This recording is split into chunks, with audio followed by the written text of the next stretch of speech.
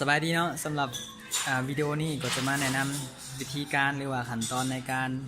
ตั้งค่าการตั้งพาสเวิร์ดและการอัปการ์ดสำหรับตัวล็อกประตูโมเดล RKZ601 เนาะมันจะเห็นแนวไหนภายหลังจากที่เราติดตั้งอุปกรณ์ทั้งหมดแล้วเขาก็ต้องเทสก่อนว่าระบบทุกอย่างมันเรียกได้ตามปกติบ่นะเช่นว่าปุ่มรอ exit การปลดล็อกก็เห็นได้ปกติรวมถึงตัวอื่นๆเนาะสำหรับยังกระดังปกตินะแต่เดี๋ยวผมลองเบิ่งว่าบัตรเขาเนี่ยใส่ได้บ่ได้เนาะคือบัตรที่มากับตัวอุปกรณ์แถมนะใส่บ่ได้โอเคสิ่งที่เขาจะเห็นก็คือเขาจะอัปเดตบัตรนี้ให้มันใช้งานกับตัวอุปกรณ์นี้ได้ซึ่งต้องบอกก่อนว่าอุปกรณ์นี้มันสามารถปลดล็อกได้3แบบที่1ก็คือการใส่บัตรหรือว่ารหัสในการปลดล็อกก็ได้แบบที่2ก็คือการใส่บัตรแล้วต้องตามด้วยรหัสจึงจะสามารถปลดล็อกได้ส่วนแบบที่3ก็คือการปลดล็อกเพียงแต่ใส่บัตรเพียงแต่อย่างเดียวนะโอเคสำหรับการเข้าไปตั้งค่าก่อนอื่นบนเขาต้องรู้รหัส default ที่มาจากโรงงานของตัวอุปกรณ์นี้ก่อนเนาะซึ่งมันก็มีติดอยู่ในกล่องมาให้ใน user manual ในที่นี้ก็คือรหัสแมน6ตัวเลข66688เนาะรหัสหาตัวเลขเราจะลองเข้าตั้งค่าเลยเนาะ66688ด้วยตามด้วยเครื่องหมายสี่เหลี่ยมกดค้างไว้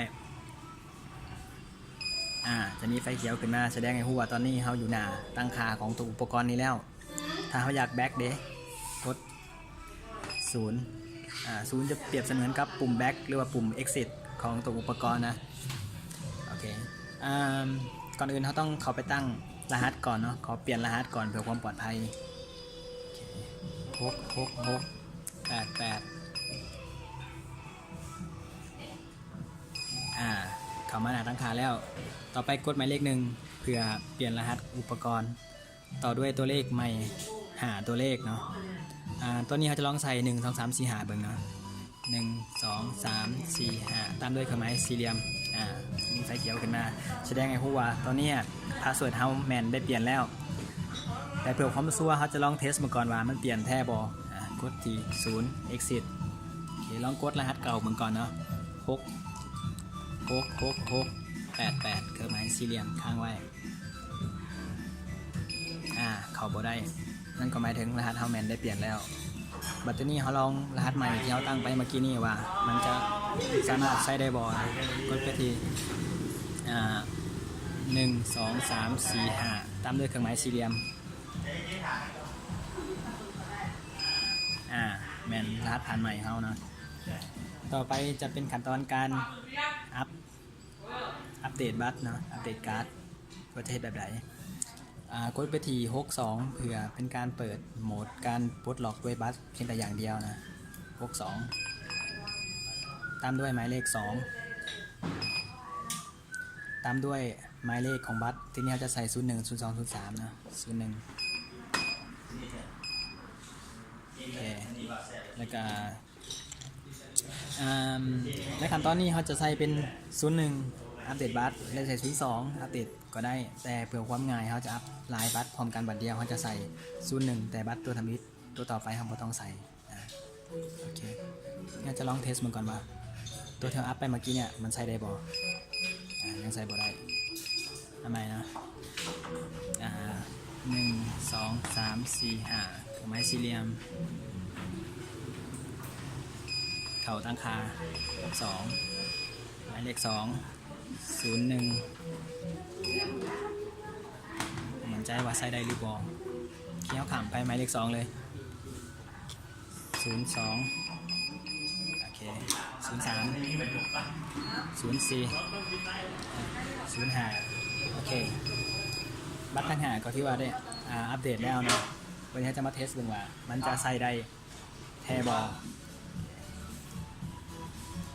จะเราถ่ายออกจากระบบก่อนตัวอุปกรณ์ออกจากหน้าตั้งค่าก่อนบ่มั่นใจว่าเป็นยังขัดซ้อนนี่กด0บ่ได้นะ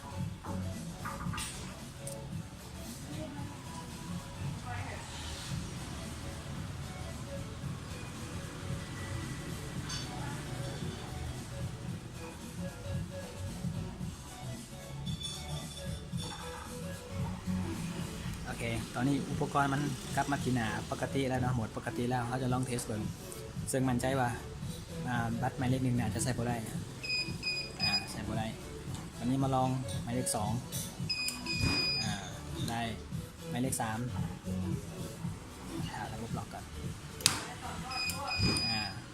ตามด้วยหมายเลข 4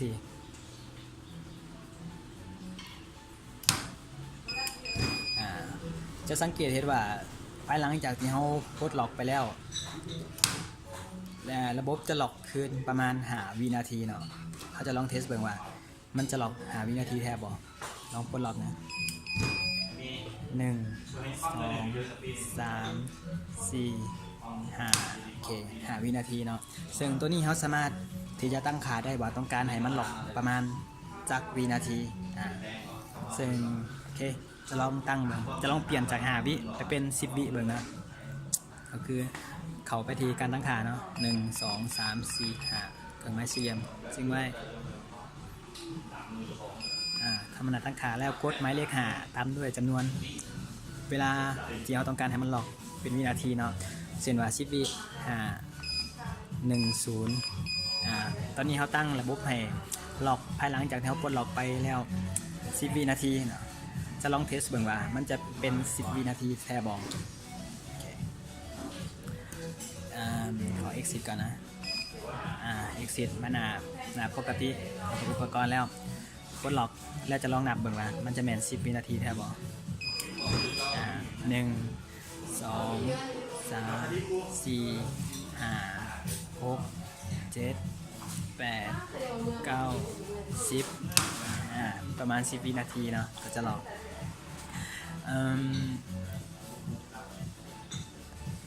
ขั้นตอนก็น่าจะหมดประมาณนี้เนาะสำหรับการอัปเดตบัตรนะอัปการ์ด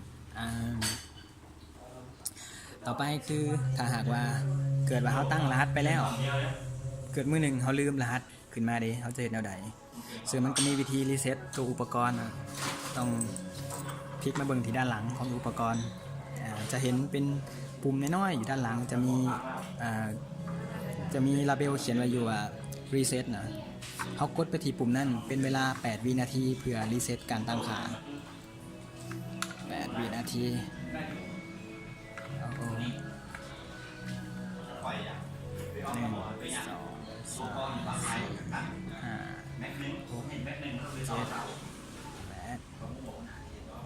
กดผิด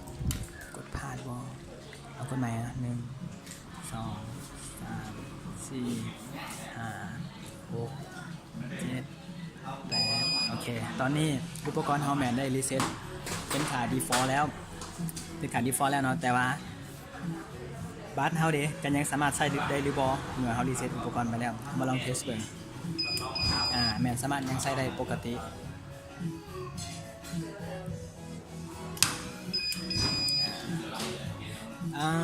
สำหรับตัวอุปกรณ์นี่เนาะมันจะมีระบบความปลอดภัยอย่างหนึ่งคือถ้าเฮาใส่บัตรหมายเลข 1ที่เฮาใส่บ่ได้เนาะถ้าเฮาใส่บัตรนี่ในการเปิดประตูเป็นเวลา8 ครั้งมันจะส่งเสียงเตือนเป็นเวลา1 นาทีจะลองเทสเบิ่งว่ามันแม่นแท้บ่โอเคลอง1 2 3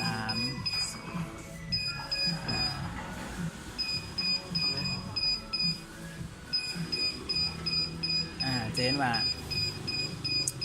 เมื่อเขาใส่บัตรทีโบแมนทีโบได้อัปเดตเนาะเป็นเวลา8 ครั้งเป็นจำนวน8 ครั้งแหละระบบจะส่งเสียงเตือนเป็นเวลา1 นาทีเนาะส่วนวิธียุทธก็คือกดล็อกประตูเนาะโอเคนี่คือความปลอดภัยของอุปกรณ์เนาะแต่ว่าถ้าเขาอยากรีเซ็ตบัตรทั้งหมดนี่เด้เพื่อให้มันใช้ได้เพื่อที่จะอัพใหม่เขาต้องเห็นแบบใดมันก็มีวิธีการเนาะนั่นก็คือเขาไปตั้งค่าก่อน1 2 3 4 5ทำด้วยเครื่องหมายสี่เหลี่ยม1